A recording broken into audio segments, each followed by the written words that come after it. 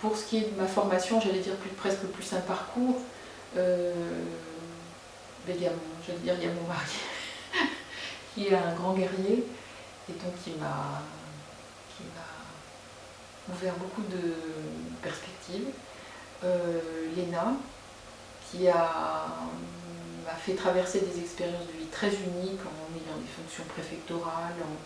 en étant réveillée à 3 h du matin par le ministre de l'Intérieur sur des grèves de la faim, enfin des choses qui sont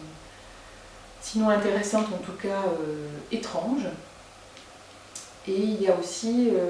les Beaux-Arts de la ville de Paris qui sont un lieu extraordinaire, j'allais dire de repêchage, des gens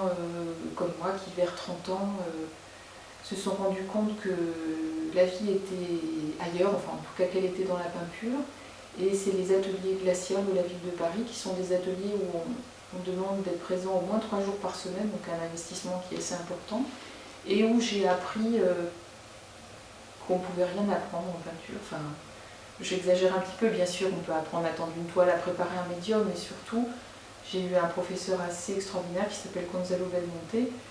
et qui m'a fait comprendre qu'une œuvre c'était sa vie.